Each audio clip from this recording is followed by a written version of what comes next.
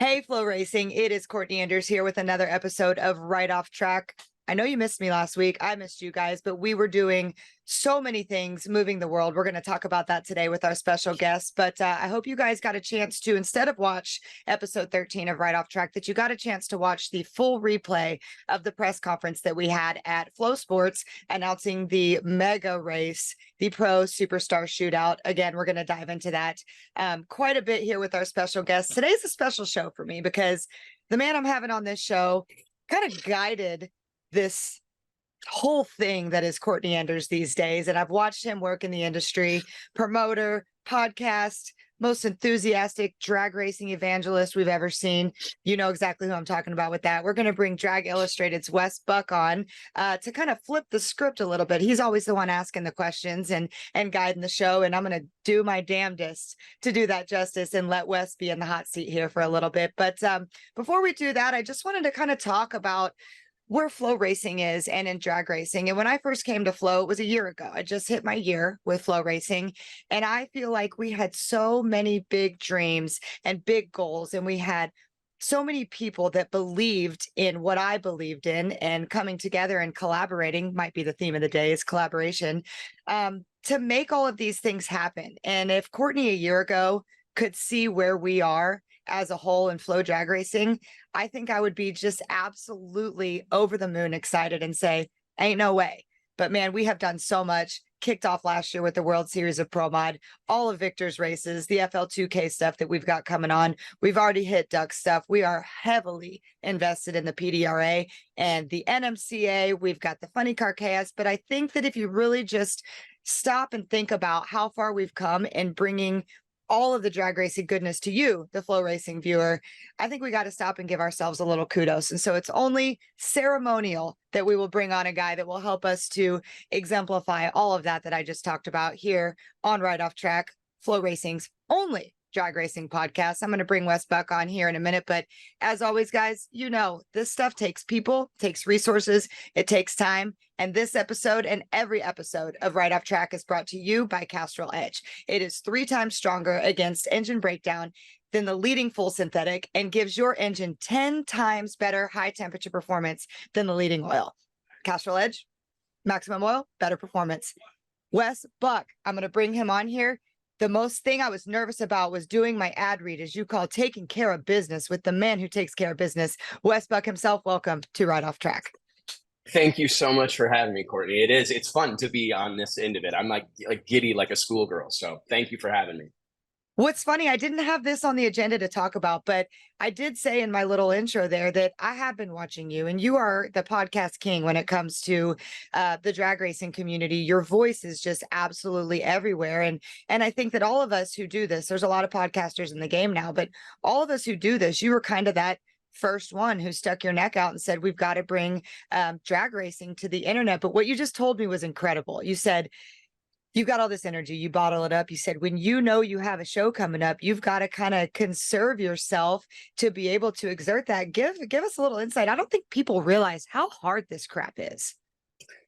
It's a real challenge, to be honest with you. And it's funny because, and I've got some stories about it, because the way this whole like Wes's online like, I can't believe I just said my name, but the way this whole thing started was with selfie videos. I don't know if you remember that, but it was I started doing these selfie interviews, and I would literally just roll up into a random racer's pit, or sometimes someone I knew very well, roll into a racer's pit and bust out the old iPhone, flip that thing sideways and start recording. And the real story that maybe people don't know is, there's a little history here. I recorded the first ever Drag Illustrated selfie interview with Keith Haney, well-known pro modified racer, at Donald Long's Lights Out event in like 2015 or 16.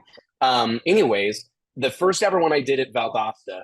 The funny part of that was in February.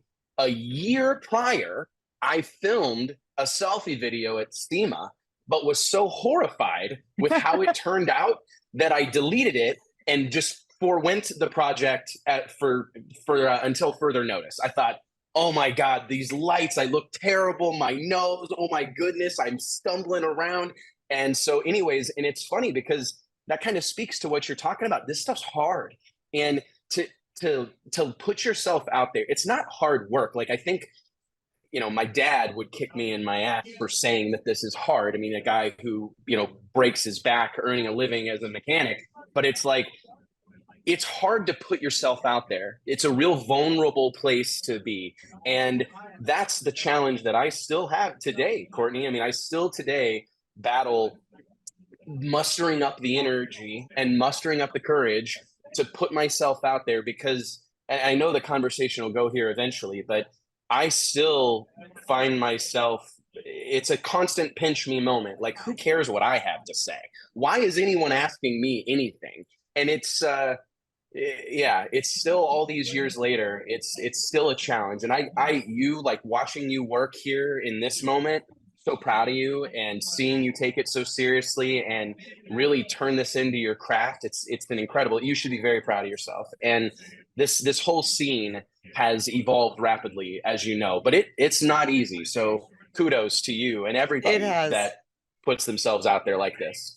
Well, thank you for saying that. With that being said, I mean, we may as well talk about the podcast game because it went from like 0 to 100 in a second. And I feel like that kind of started in the COVID days when WFO was having these happy hours and Caruso was having people 15, 18, 20 people on and just drinking. But you look at where we're at now and these shows that we have, I think that we have a really good balance. And I was kind of concerned with, you know, we wanted to do a drag racing podcast because Flo is new in this space and we needed a voice. But at the same time, I kind of had these imposter syndromes of like, well, we've got the Wes Buck show, you know, and nowadays we've got Jason Logan, Jason Galvin, I think one of the most underrated podcasts on the internet right now. If they can get some steam behind that, incredible side view of it. But the Shake and Bake show, like nobody expected that to do what it's doing. Do you feel that I there is did. a space for all you did? Do you feel there's a space for all of us to exist? Yeah, I mean, Wes's rule for life number 4 is nothing stays the same. And things change. I mean, because there's a parallel to draw back to when we started Drag Illustrated. Whenever myself and my 2 long gone partners started Drag Illustrated in October of 2005, I think there was like 7, maybe 9 other drag racing magazines, right? I mean, we launched Drag Illustrated and I had people, I vividly remember my own father telling me that I was wasting my time because there were all these other great magazines. There was National Dragster, Race Pages, Fastest Street Car, Drag Review, Drag Racer, Drag Racing Action. I mean, there was all these magazines, not to mention Competition Plus, Drag Racing Online, you know, all these digital outlets that were kind of a burgeoning, you know, newfound technology, right? So it's similar to that now because it's weird how things change. Like I said, rule number 4, nothing stays the same. Now I think there's National Dragster, Fastest Streetcar, and us. That may be it as far as print titles are concerned. And those 2 are owned by organizations, right? Racing organizations. So we're, I think, maybe the only independent drag racing magazine that's left in print. Similar situation whenever JT Hudson, my co-host on the show, and I went live on Facebook 7, 8 years ago now. We were the first podcast. We were the first live show in drag racing. And then, you know, fast forward to now, there's a dozen of them. And to be honest, I think there is room. I literally just heard this and I'm going to use it a lot. And I think we should talk about this because it applies to everything that happens in drag racing. But this, and I've got to say it like clearly so people understand what I say, this is an and space, not an or space. This is a space where collaboration, the more the merrier. This is not this does not need to be, we can all coexist here. There's a lot to go around, right? There's a lot to cover every single week on our podcast. We finish our show and I feel horrible about all the awesome things happening in the sport of drag racing that we didn't talk about because there's so much freaking ground to cover.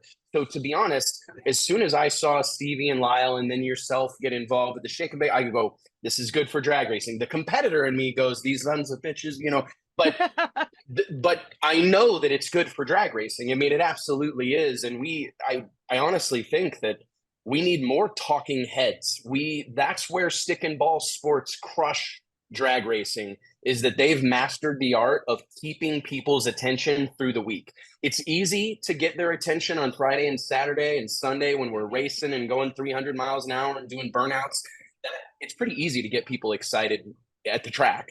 It's Monday, Tuesday, Wednesday, Thursday, and Friday. That's where we drop the ball. And that's kind of what I'm the most passionate about, really, is keeping that drag racing story going through the week. That's the challenge, and that's what I task my team with every single day, is how can we keep the conversation going? Like, one of our early taglines at Drag Illustrated was kickstarting the next drag racing conversation. That's and that really is our function, and our focus is keeping the conversation, starting conversations when they're not happening, when conversations need to be had about safety or rules or politics, whatever. We want to be bold enough to start those conversations, but also like determined enough to keep those conversations going over time. So yeah, I mean, a long answer to a simple question, but the more the merrier, as far as I'm concerned, Courtney. I think that we need more people talking about drag racing.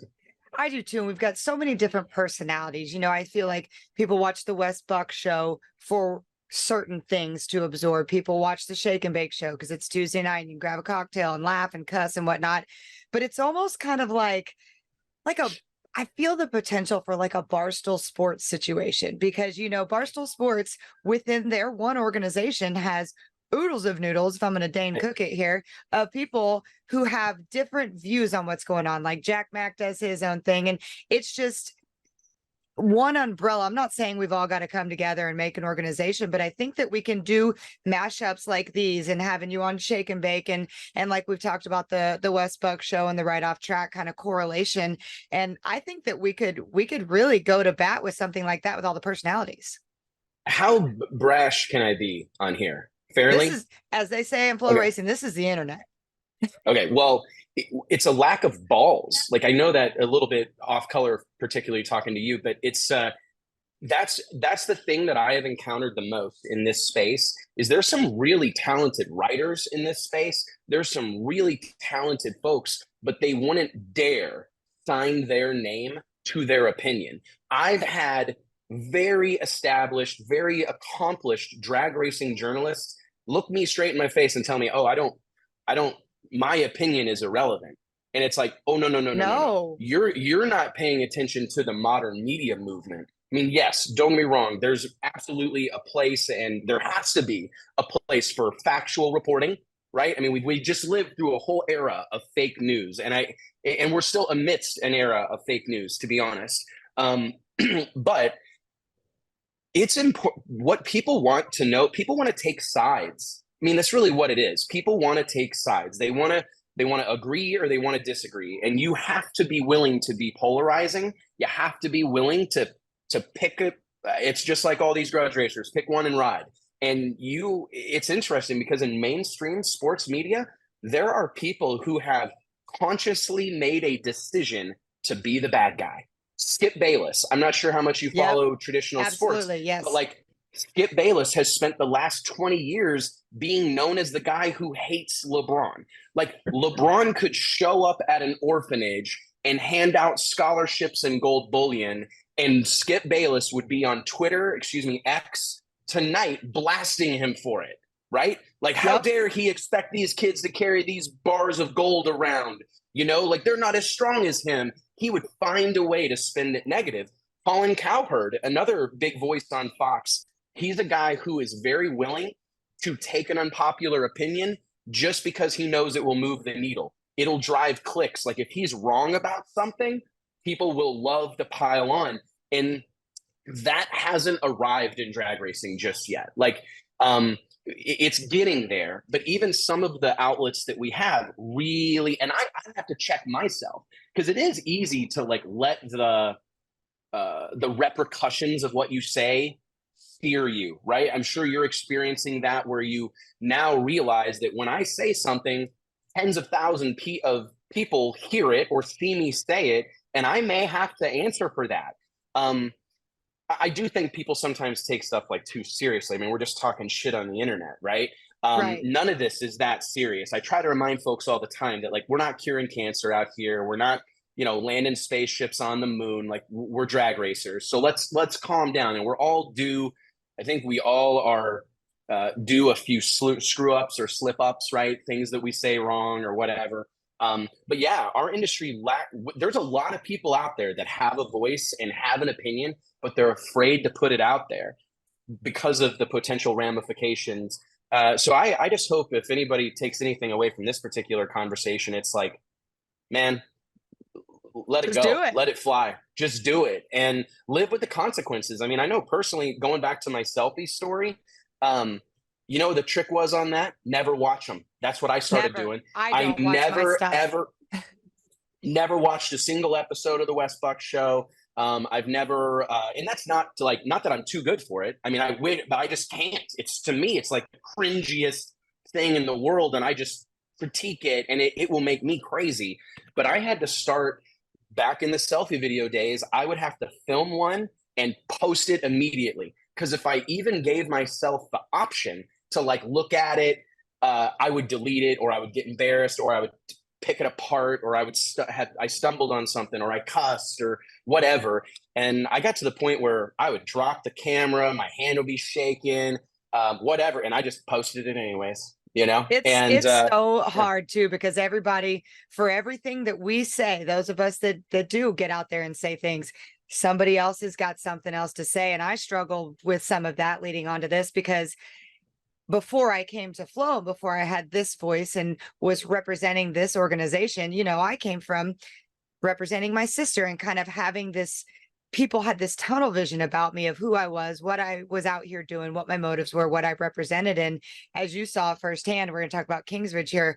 It was really hard for me, imposter syndrome again, to just be like, hey, if you want to create your own space out here and have your own voice that doesn't tack onto that, there's going to be a stretch of shit, for lack of better words, where people are going to say and do. But as you know, you're farther onto this journey than I, but even in the year I've been here and kind of made this voice for myself, it's just now getting to the point where people are coming up to me going like, I think it's awesome. Like, you were so right, or you were so wrong. Screw you. I don't care. But I know that they're listening, and it's not just with those Erica Enders rose-colored glasses. So I love it. And you've motivated all of us. I'm not going to sit here and fluff you for long, but you did motivate all of us. You created a space for it. And I think that you should be proud too, to watch all of that grow, even if those damn idiots on Tuesday night are getting 5,000 live views. It's crazy. Yeah, no, it's fantastic, man. I mean, it really, and to be honest, we joke about this internally a lot. Like, this is exactly what we wanted to happen, because, like, in fairness, Stevie and Lyle, and I'm not excluding you, but they're like famous race car drivers. Like, Absolutely. they should have a lot of people watching their podcast. Like, they're uniquely qualified to speak on this stuff. And the three of you have chemistry and are funny, and work well together. So I wish we had more of it. Like, I genuinely miss Sean Langdon and JR Todd's I do podcast. Like, too. we need more of this stuff. And I'm telling you, like, there's an example that has been set by you guys that it can be done. But I mean, I told you this from day one, that it really isn't rock. It's consistency. All you got to do is keep doing it. Like, as long as you keep doing it, you're going to get better over time. All that stuff happens. That goes without saying. But it's the decision that we're going to do this every Tuesday, or whatever the case may be. We're going to do this. And that is where the magic happens, when you just make that decision that we're going to do this, no matter what, no matter whether it's convenient, the lighting's good, whatever, blah, blah, blah, blah, blah.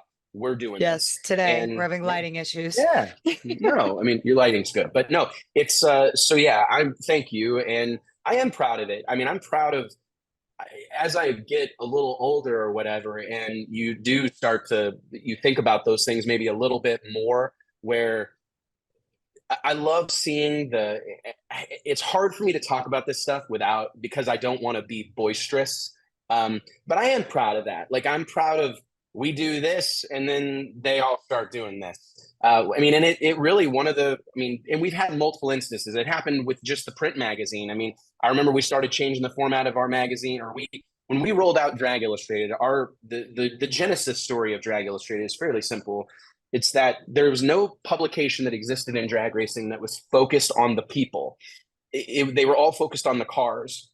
And the cars are a huge part of this. And in many ways, the cars and the racing are what bring us together. But it's my personal opinion that it's the people that bring us back for 15, 20, 30 years, lifetimes, right? I've seen all the burnouts and wheel stands and all that I need to see. Like, don't get me wrong, I love it. But like going to Brainerd this weekend, the reason I'm excited to be in Minnesota isn't because I'm going to get to see a comp eliminator car. It's because I'm going to get to see all my homies, all my people. I want to go see the people that I've grown up with and spent years getting to know.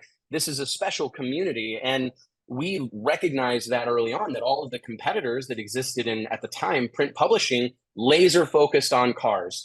Yep. A tech story about this, how to install a short throw shifter next to an ad for a short throw shifter company. You know, like it was just completely, it lacked soul, in my opinion. It was all bought and paid for. And here we roll out, putting human beings on the cover of the magazine, treating people right like rock stars, doing big photo shoots. I mean, I remember talking to racers early on, wanting to do a photo shoot. They thought I meant of their car. Of the car. They were trained to like, they're like, yeah, well, we've got it up on Projects now, but let us get it down and put it all together. And I'm like, oh no, you're going to like run a different wrap next weekend anyways. I don't care what your car looks like. I want photos of you. And it was such a, people were shocked by it for years. I mean, years and years and years, people were so surprised that we had very minimal interest in taking pictures of their cars or their rigs or whatever, or learning how they set up the 4-link in their car. Like, that wasn't what we wanted to do. We wanted to celebrate these people and grow the sport of drag racing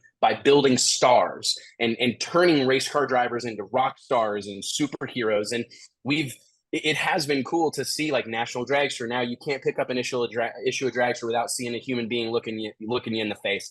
A lot of their content has changed over time, and seeing like the stuff we've done in the digital space be something that only we did, but then become something that everybody in the industry does.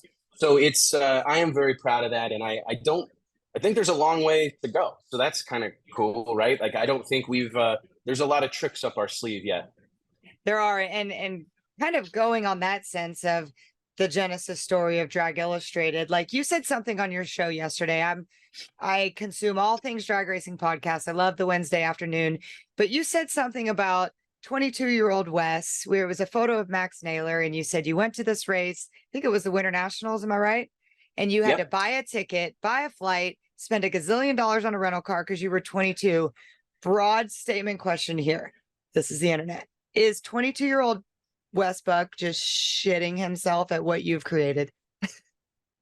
Yeah, I think so. I mean, to be honest, this was always the goal. And I think I would be shortchanging like everybody that has contributed to this, everybody that's cheered me on or patted me on the back or lent a helping hand, my family who have sacrificed a lot.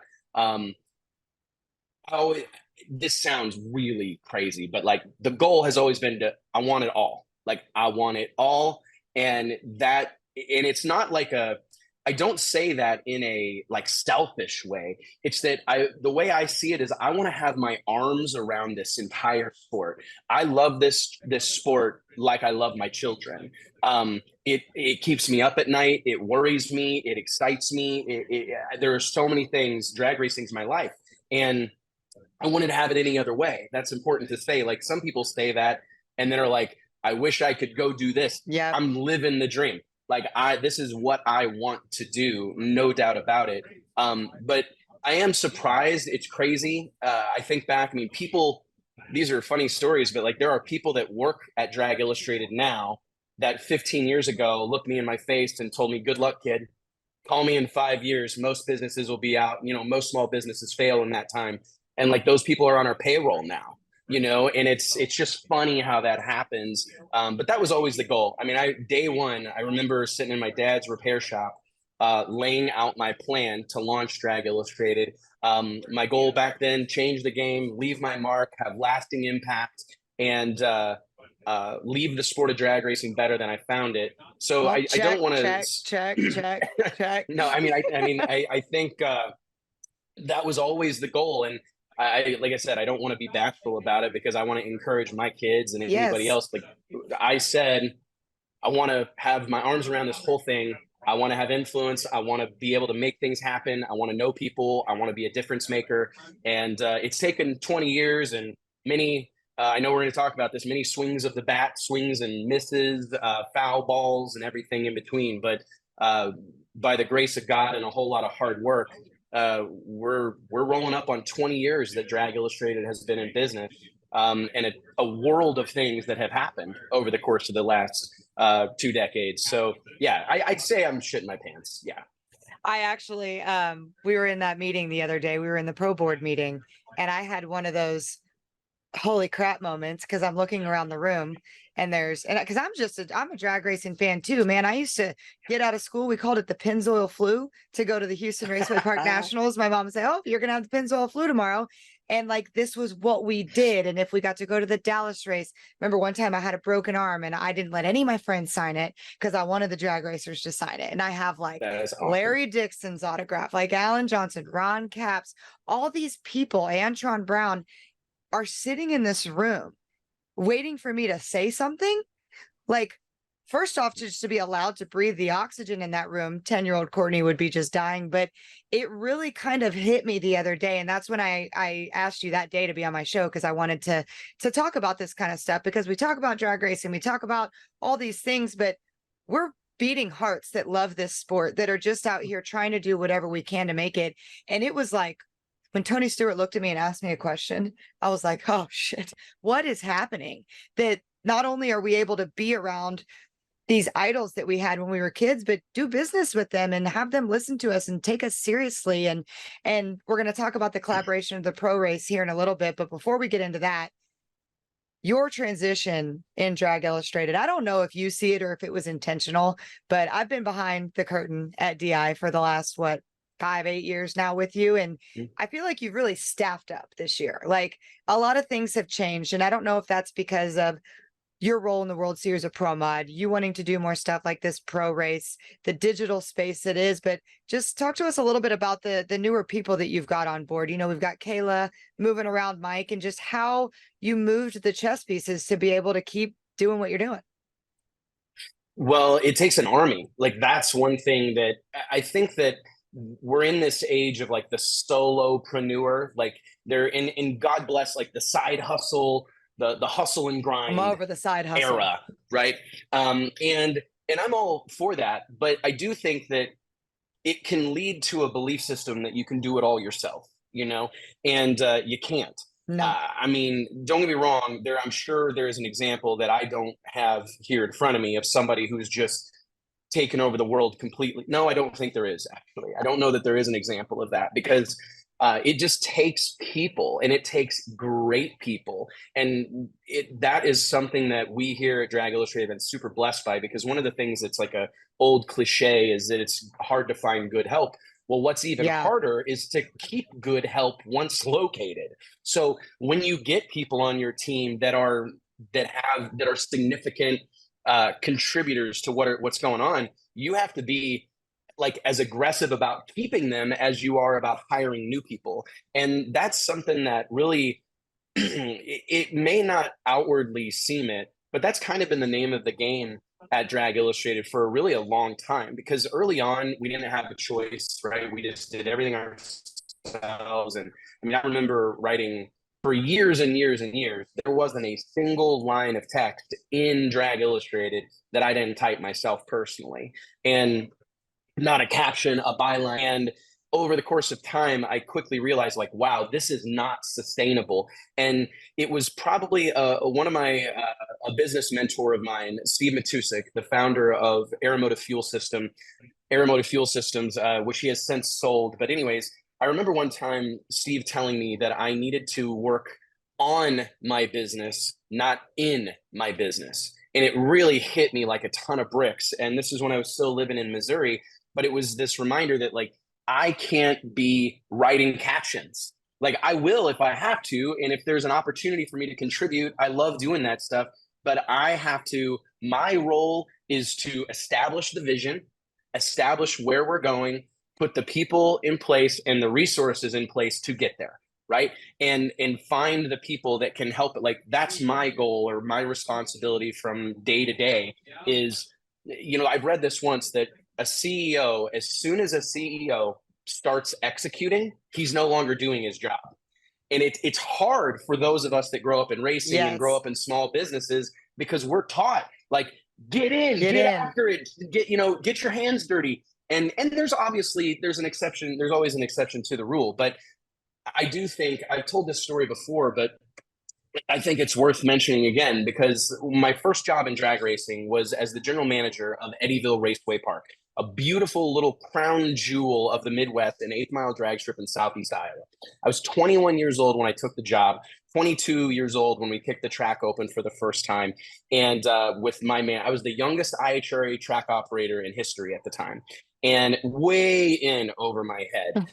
But classic case of just trying to do everything myself. And I remember vividly 4th of July weekend, the kid that was supposed to run the water box no showed us. Had never happened, right? At any given time, we'd have 15, 20 people on staff on the property. And this is in 2005, 6. And I remember my boss, who owned the racetrack, Carl Moyer, a really well-known figure in the drag racing space, especially for IHRA aficionados. Anyways, I knew Carl was coming, and I to the track that day, and I thought, you know what, now's my chance to like show him how hard of a worker I am. So I made sure that when Carl arrived at the track and walked up past the starting line to the tower, old Wes was out there spraying the Yep. water down, right? And I thought, I am a badass. This guy's never going to forget that he hired a new general manager and came up to the track, and I was running the water box. And I remember him asking to speak to me not too long after that, and which was always kind of a terrifying thing, right? When the boss wants to talk. I went over and he kind of cornered me and he said, "Hey man, great crowd, good job." And he was big on compliments. I don't want to shortchange him. He goes, "But hey man, what's the deal with the water box?" I said, "What do you mean?" He goes, "Well," I said, "that guy no showed, and I just wanted to, got to get it done, right? Whatever it takes." And he goes, yeah, whatever it takes for sure. He goes, and I appreciate that. He goes, "But listen, Wes, you're the captain of the ship. The captain of the ship doesn't swab the decks. He makes sure the decks get swabbed." And I that hit me. I was going, "Oh." And he goes, "Go find someone in the pits or the grandstands and give him $100 to run the water box for the day. Get the job done, but don't have it detract what you're able to contribute." And I thought, wow, okay. And it's just those type of things have just one reminder after another reminder after another reminder of we've got to staff up. We have to have more people. And right now, Drag Illustrated, we employ 12 people. It's kind of an incredible thing, to be honest. You mentioned Brett Underwood coming on as our vice president of sales. A little over, it's been almost 2 years now since Brett's been a part of the team. Kayla Zadell came on as our director of digital content earlier this year. She's been like kind of a part-timer for quite a while, but took a full-time position recently. So yeah, we're expanding, and I'm looking for more help. So if you know anybody, I'm always looking for help. I'm looking for people that are open-minded and eager. That's the main thing. Eager people is what is most important to me. Well, hell, we got a 5-time champ over here. Yeah, Maybe got she a needs a 5-time job. champion in the background. We are, yeah, and I failed to mention this at the beginning of this podcast. We started this podcast and called it Right Off Track because we do it on Fridays, and I was going to be at the racetrack most of the time. But we are literally right off track at Brainerd this weekend. We talked about it briefly, but I want to get into this. You're 12 people strong. You've got the ship just mowing through the water. But a lot of people may not know about a little situation that you and I got into right before COVID. And I want to bring that back to light. And this is when I was kind of figuring out, I had, you and I are friends, and I had voiced to you that I've got to do something, no offense, 5-time. I've got to do something for myself here. Like, I've decided that I love this. I want to do it. I didn't know what my talent was going to be yet, as ridiculous as that sounds. I love to write. I like to take photos, but I'm not a photographer. I like to get content, but I'm not a videographer. And we kind of brainstormed, and you had a big idea that you brought me in on, and we started Kingsridge Media. And so I wanted to just let people know, I feel like COVID kind of helped kill us, but I also feel like it had to be killed for all the things that are happening. And I want to tell that story of PRI, when you sat me down in that room and laid this vision out of, we were going to change the content game of drag racing. We did too. I mean, and so my belief on that at the time and still remains is that um, with the technology that's available to us, like what we're doing right now, right? Like the tools that exist are so incredible. And the problem, every business starts with solving a problem. So the pain point that I was identifying or was focused on was that drag racers all had the same story when they came to me. I can't get enough ink. I can't get on TV. I can't get any sponsors because I can't get on TV. I need more visibility. I need more impressions, all these buzzwords and marketing lingo getting thrown around. And what they all came back to is like the situation that in many ways still exists today is that if you're going to be on broadcast television as a drag racer, you're going to need to be on No Prep Kings, which is kind of a new development, or you need to be an NHRA professional drag racer, mainly in Top Fuel and Funny Car, let's be honest. And you need to either win a lot or wreck a lot. One is really hard to do. One is something you'd rather avoid, right? And so you have this, like your sister's a great example. Like Erica's gotten a lot of mainstream media attention, not as much as she deserves, but she has gotten a considerable amount. You look at the John Forces, Tony Schumacher's another good example, Ron Capps. I mean, those guys have gotten a lot of ink, but what have they've won a lot, right? And then, I mean, I saw a highlight of John Force barrel rolling down the track in Memphis the other day. Like they also have a lot of these like iconic crashes that contributed to a lot of that visibility.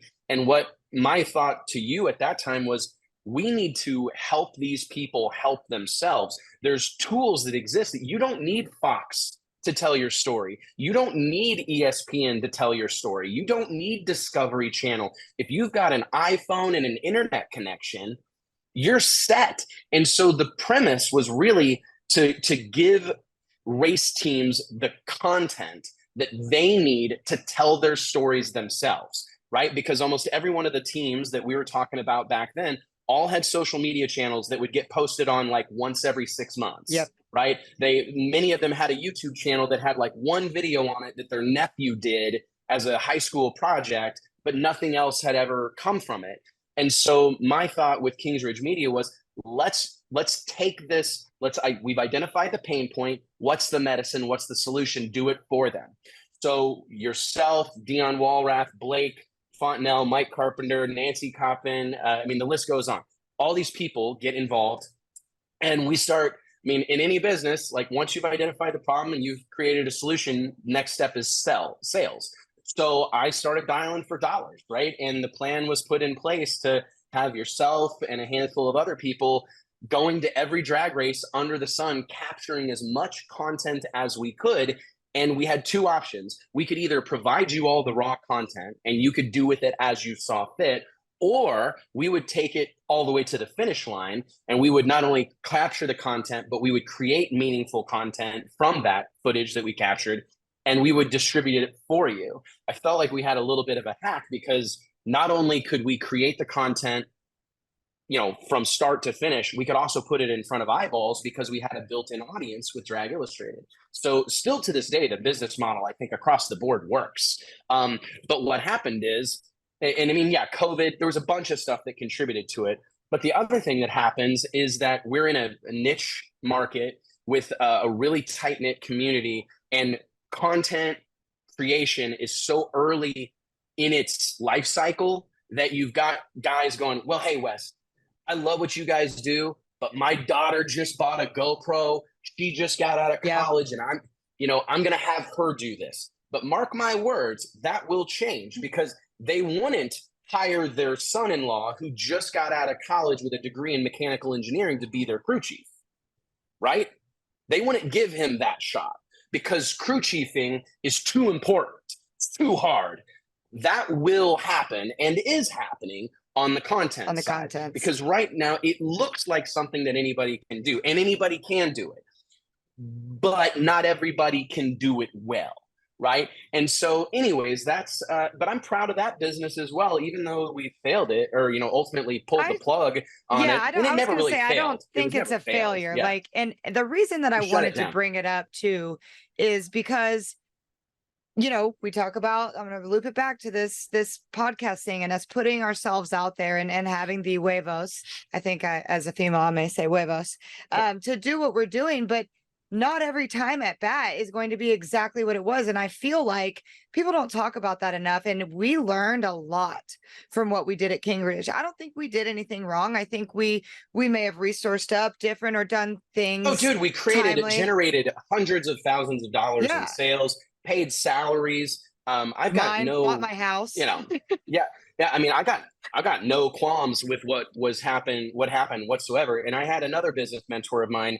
I boo-hooed over that for a little while. You did, yeah. Like, oh man, I can't believe that went away. I was bummed. But I had a business mentor tell me one time, just like swing again.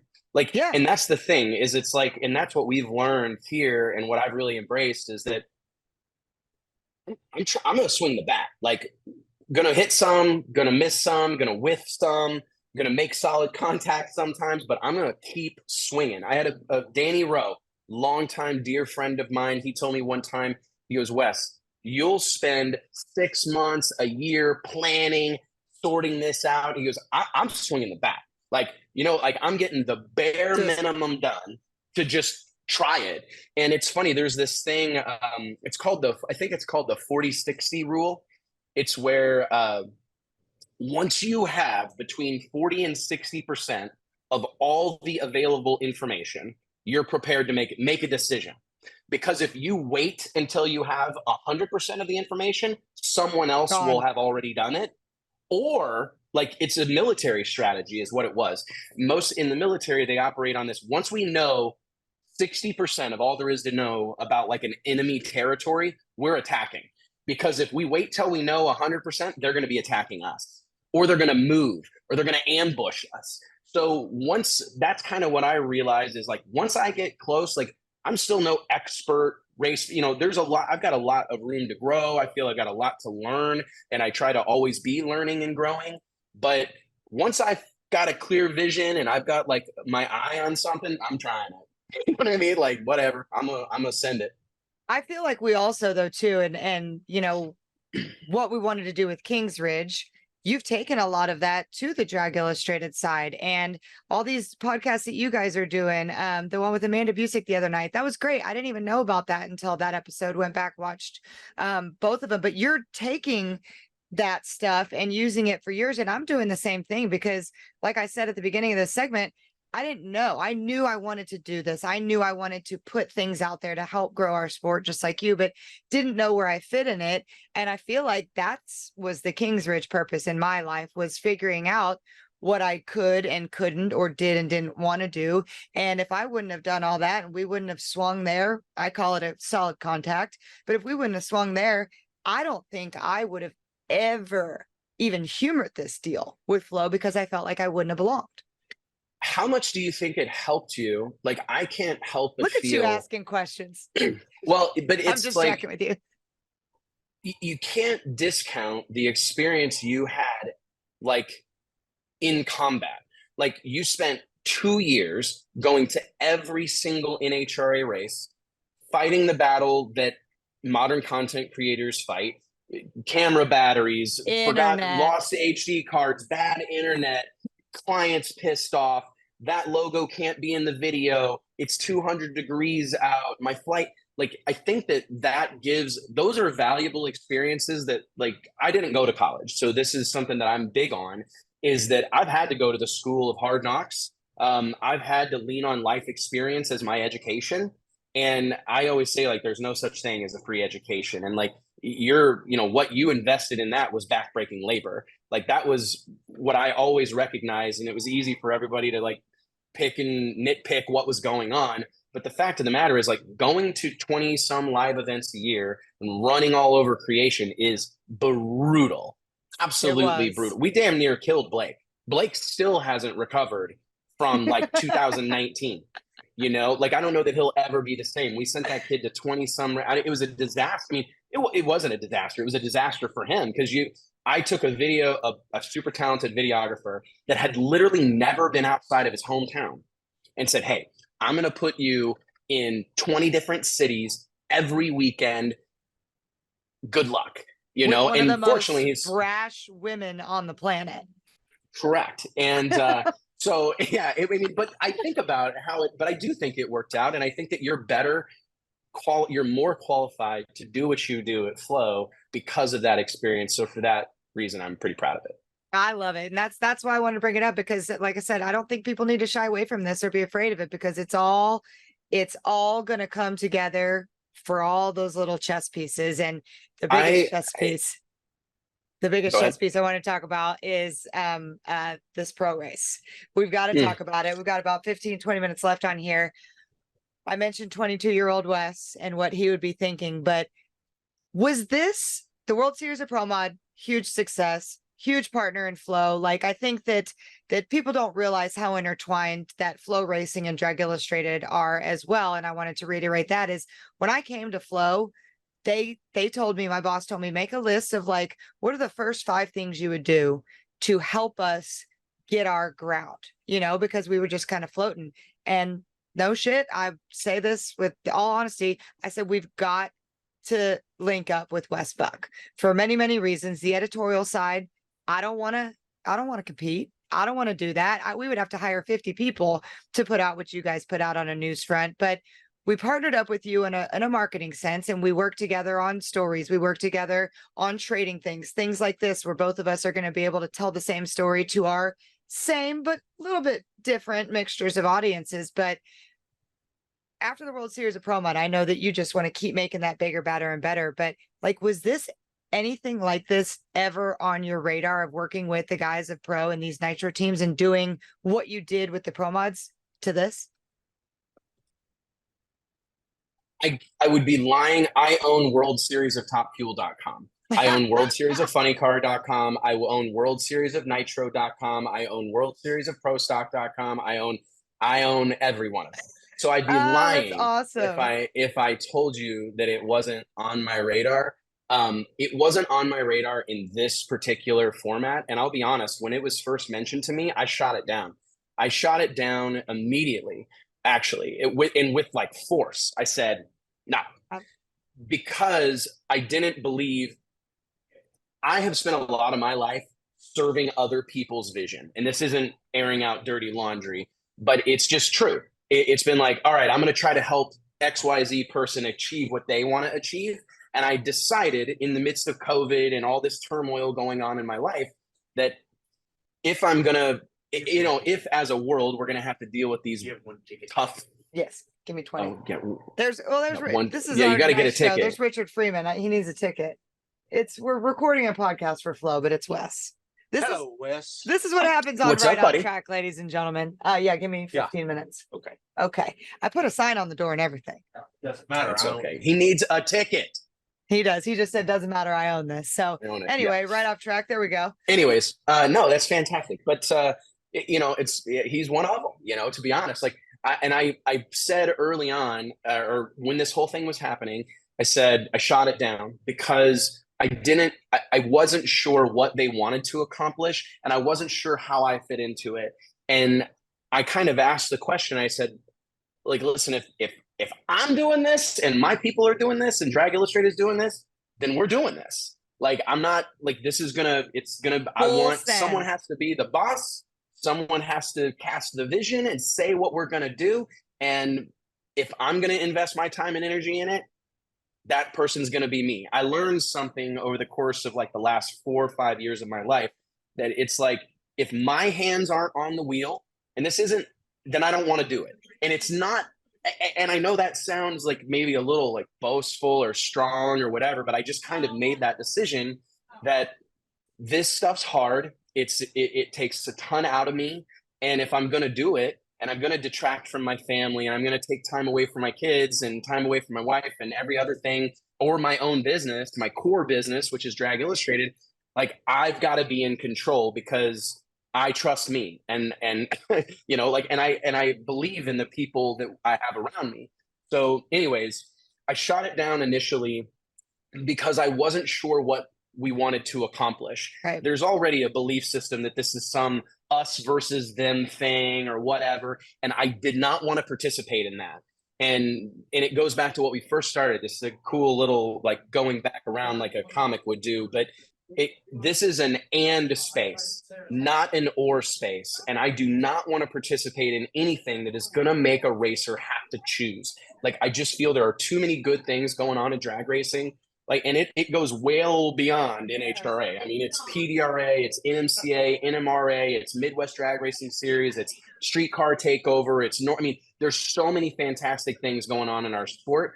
I never wanted to position Drag Illustrated or myself as someone who was competing with those folks. So as soon as I was able to establish that we're going to do this event at Bradenton Motorsports. I mean, I remember the first conversation, like the first serious conversation. They asked me, "When do you want to do this? When can we do this? And where can we do this?" And it was, and I think about the people that were in that room that day, Courtney. And I mean, it's Tony Stewart, Bob Tasca, Steve Torrance, Richard Freeman. Like, it's movers and shakers, right? Antron Brown, blah blah blah Chad blah. Head, Alan Johnson. I mean, it's Chad Head, all stuff. these guys. Age, it's big. And I remember looking at him. I said, "Well, we can only do it in Bradenton, and we can only do it in February."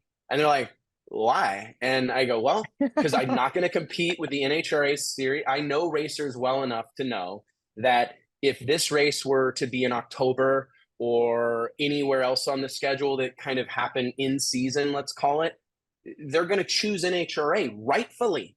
Right? Like, no, I've experienced this. Like, I remember inviting like Troy Coughlin. This is a big moment. In 2017, I invited Troy Coughlin to the World Series of Pro Mod in Denver, Colorado, the second weekend of August. And it was a couple of weeks before the U.S. Nationals, right? It was during a downtime on the Pro Mod schedule. And Troy accepted the invitation. In the weeks leading up to the race, however, he calls me and says, "Hey, man, I'm not going to make it." And I was pissed, to be honest. I was devastated. Like, I'm still halfway mad at Troy over the deal, but not really. But anyways, but he made perfect sense. He said, "Wes, I'm leading the NHRA Pro Mod points. These guys are nipping at my heels. We can't risk changing our program in the middle of the season, right, to go do this crazy thing that you've got going on out on the mountain. We appreciate what you're doing. We want to be a part of it, but we just can't make it work." And so I've learned that lesson, that competing for an NHRA championship is a big deal. And your sister's a 5-time champion. You know that grind. You know what goes into it. You've seen what it takes to be a champion. And I never want to put anybody in a situation to have to do either or. And so that was my belief. If you guys will do this at Bradenton Motorsports Park in a beautiful part of Florida, right, along the Florida Gulf Coast, you know, we're 20 minutes, you know, not even, we're 5 minutes from a beach. We've got all these beach houses and hotels and restaurants, Disney's down the road. I want destination events. I want people to be excited to go there. So it has to be in Florida, and it has to be in February before the season has started and after it's concluded. And as soon as they said yes to those things, I thought, I got them where I want them. We're proceeding. And even up until not that long ago, I would tell you, like, I don't think this deal's happening. Like, I don't think this deal's gonna happen. And I wasn't going to quote you, but you did. Right before we stepped into one of those meetings, you said, "Still waiting for the wheels to fall off this thing." I am, and I was. And it's just, and I think that's what, and I don't mean to like call anybody out, but on Shake and Bake a couple of weeks ago, you guys had Brian Loans on there, and Loans said something, and I understand that he's got to play the game, right? He works for NHRA or for Fox, whatever. I don't know the nuances, but he mentioned something that hasn't sat with me very well. And he said that he didn't see this event as a transformational happening in the sport of drag racing. And I disagree strongly, because I know from firsthand experience how hard it is to get racers working together. I don't know if you've heard me say this on the show, but what radio station do racers listen to? I don't know, the track one. WIIFM. What's in it for me? That's what radio station racers listen to. Yeah. And it's and they're not wrong for that. This is a selfish endeavor. You have to be programmed that way to be successful in this sport, and there's nothing wrong with that. However, it speaks to the challenge that is getting this group of people to collaborate. I mean, Yep. and what's happening right now at this point in time, meetings that are happening between pro stock racers and team owners and Top Fuel team owners and Funny Car, this has never happened. Like, this has never, ever happened. And if you don't recognize the significance of that, you've not been paying attention. Like, and you may be paying attention to stats and facts and whatnot. That's great. One of my favorite quotes is Albert Einstein. I'm going to paraphrase it here, but never waste your time memorizing something that can easily be found in an encyclopedia. That's kind of why, like, I don't pay attention to stats and whatnot, because I know I can Google it and figure it out in about 2 seconds, right? But I know people, right? And that's something I pay close attention to, human beings. I pay attention to the way people act and the way people behave. And having spent my entire life at the drag strip, my first go around trying to organize a group of racers was in 2001, right? So that's 22 years ago. Was my first time trying to promote a group of racers and get these guys. And it was a fist fight then, and it's a fist fight now. Way more qualified people than myself have tried to unite this group of people. Like Big Daddy Don Garland tried this in the 70s, tried to get everybody to work together to force change, to change the trajectory of the sport. And it failed. It fell apart. He quit being the president of then, what pro was then, in the middle of their race because he was so exhausted with the situation. It's hard. And what I'm seeing right now are walls coming down. I mean, people on conference calls, people in meetings that prior to this moment in time Should never not be in the communicated. same room. Never talked. And you think about how crazy that is. The NHRA racer contingent, like, let's not even use the word NHRA, the pro racing contingent, they're around each other 22, 24 times a year, right? But you would be blown away how many strangers there are in that community, people that don't know one another. Just a little We're golf cart changing wave. that. Yeah, we're changing that. Bob Tasca is having meetings with Greg Anderson, right? Richard Freeman's having meetings with Steve Torrance. Like Alan Johnson's talking to pro stock racers. Like we're creating a new spirit of collaboration, and that conversation and that communication extends beyond the race teams. We've got media members communicating, talking together, team PR reps communicating, talking together. We got sponsors communicating with teams, communicating with me. How can we better serve their needs? This communication that's happening. And I listen, I'm the first one. I hate a committee. I hate this committee. I hate committees. Like, I'm not a big committee guy, but I'll do what needs to be done for the greater good. And this committee of people, like, we get it. This is a group of people that gets it, that's dedicated, committed to the future of drag racing. And not only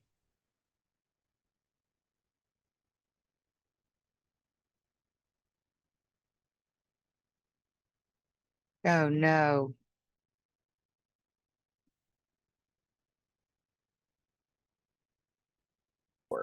like, I went to an IndyCar race a couple of weeks ago. Great hospitality, fantastic experience, but the racing itself is garbage compared to drag racing, especially high-level professional drag racing. This is the best motorsports has to offer, but it's not going to do it for us. Like, the world's not going to deliver superstardom to our racers and sponsors out the wazoo. It's not going to happen. We're going to have to go get them. And that's what I think I'm the most blown away by, Courtney. This whole thing that's happening is just the Same. there group buy-in that you just don't see. And if you don't see it, maybe you'll never see it, or maybe you've got blinders on. I get it. But there is a newfound spirit of collaboration that exists amongst this group of people that, mark my words, will have lasting impact on the sport of drag racing. Who knows what's going to happen, right? Nobody does. God does. But this will have lasting impact on the sport of drag racing. There's no doubt in my mind. I think that's something that does need to be said. And whenever you and I spoke after the Shake and Bake show, and trying to there's going to be naysayers and there's going to be things that people don't understand. But I think before we wrap this up, what I want to reiterate of what's going on here from the first meeting I'm very thankful you guys involved us. And ever since I've been on board, I've felt like I'm just out of my realm at a table I shouldn't be at, but I love it and I'm learning a lot. But the racing is one thing, right? Like on your little flow sports board there behind you, you've got, we've got those cars, we've got the people. We can talk about what's going to happen. We're going to write articles about who wins. We're going to write articles about hole shots and qualifying, and people are going to get money. But if that's what you're gauging, what you're saying about this race, and that's the most important thing, alcohol didn't get in, they're not inviting so-and-so, or this should be this away. I personally like to reiterate what we're talking about. Like you said, the Barbie effect of the Barbie movie the other day. It's not just the movie. It's everything around it that's making it good. And it starts with that. And the core business of what you just said, of everybody coming together, and the reason that nothing's ever been done, and the reason that things have been so stagnant. We're not talking shit on the NHRA or the Fox program, but things have to evolve. Like we're going to full circle again.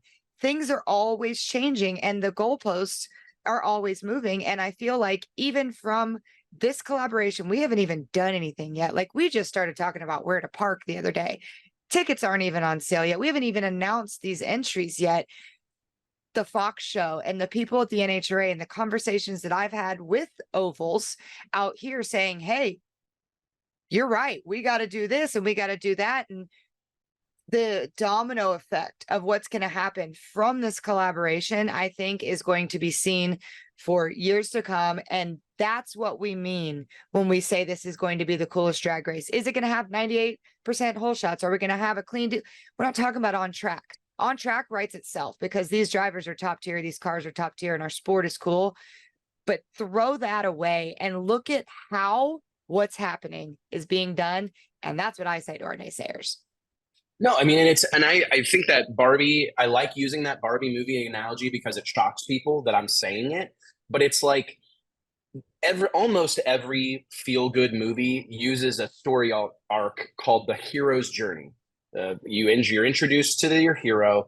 They encounter some trouble in their life, right? They fight through that trouble. Typically, they meet a mentor that sends them on the right path. They overcome adversity and they come home a different person. That's the hero's journey, yep. Right? And so every movie is the same. Like most, Barbie is the same old thing. But that movie did $1 billion at the box office, not because of the movie, because of all the shit around it. The girls' night out, the let's all wear pink, let's go get our pictures taken, let's all wear, it became that something bigger than that. Yeah, like we're gonna go pose for a photo somewhere. Like those, that was what they created. They were able to get the lightning in a bottle that is people being excited about more than the movie. It became about the memory, the experience. Like I know girls, like my wife's girlfriends and whatnot, they're all going to this movie and it's like a core memory. They remember going and playing with Barbies all throughout their life. And now it's this huge deal. We're almost like 40, we're all getting older. We got kids. And, so going to that movie, it got you in your feels. It got you in your heartstrings, right? And that's what I think drag racing needs more of, is we need more of that storytelling component, more of that get you in your feels. Like we're focused on the spectacle, right? Like the sport, the drag racing is a spectacle, no doubt about it. But what we have to do as a sport is recognize that burnouts and 300 miles per hour and 10,000 horsepower, that will bring people to the racetrack, but it won't bring them back, right? It will be the people. We as a sport have to introduce people to the characters, because they'll come back to see the racing and you may get them back a couple of times. But when you get the people that come back for 10 years in a row, or that start going to all the races, what are they? They're the super fans. They've fallen in love with Erica. She signed their daughter's whatever ticket, and she still carries it. Yeah, I mean, but Erica made an emotional connection with that person, and that person became a fan for life.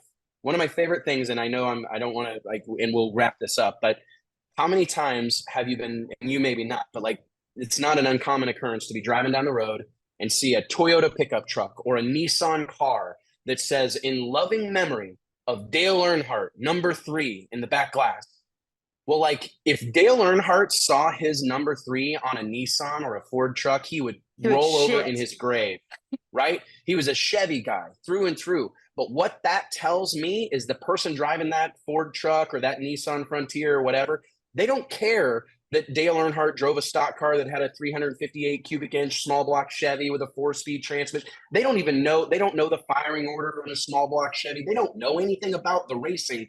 They were in love with Dale Earnhardt, the person, the mustache, the sunglasses, the Wranglers, the attitude, right? It had so little to do with the machine, but drag racing for like 60 years has been laser focused on the machines. And they're a big part of what we do, but they are not the star of the show. The men and women that drive these cars, the people that work on them, they are the focal point. And I think that if we've done anything over the course of the last 20 years, it's remind people of who the difference makers are, right? Like, because we can put Erica in a car that lost last weekend and she'll probably be in the final this weekend.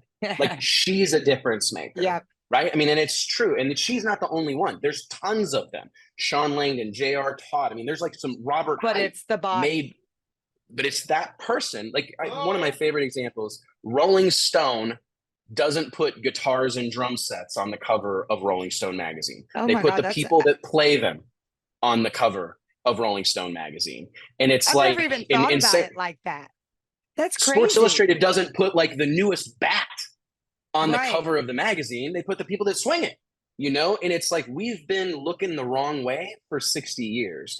And if we can do anything and we can have any sort of lasting impact, I hope that it's reminding folks of what's important and who's important, because your racer's favorite car is probably going to get scratched in the trailer and get repainted, right? Or they're going to get a new sponsor and they're going to have to forego the red that you fell in love with, and they're going to have to wrap it camo, Lord. right?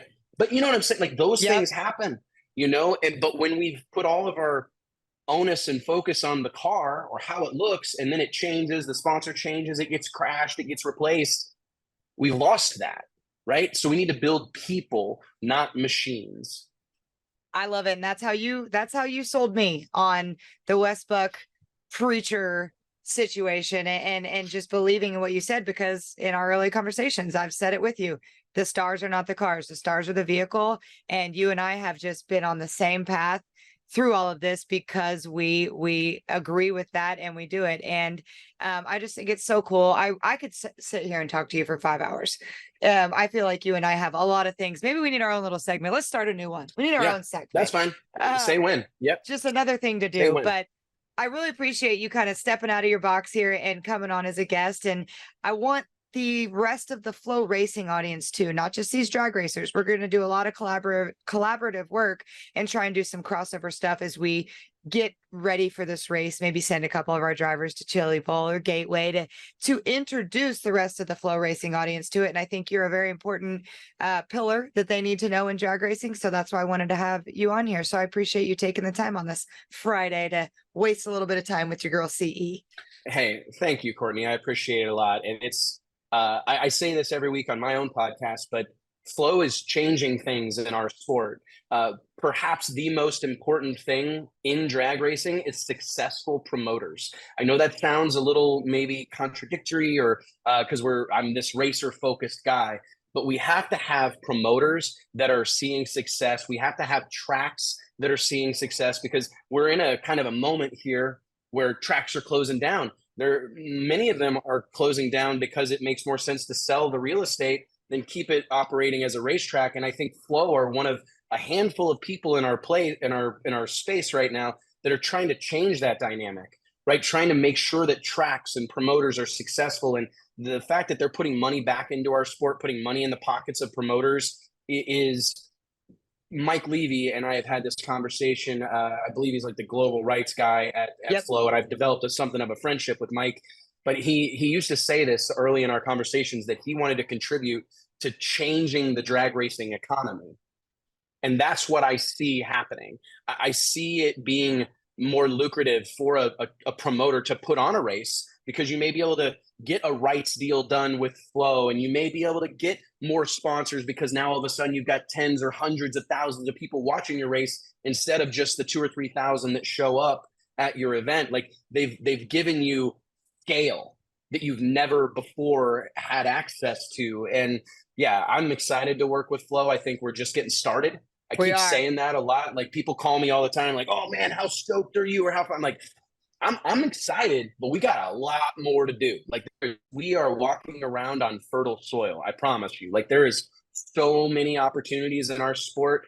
It's not even funny, and that's kind of what gets me up in the morning. Is like, despite all that's happened, despite everything that's gone on in the sport of drag racing, there's a lot left to do, and that's exciting for me.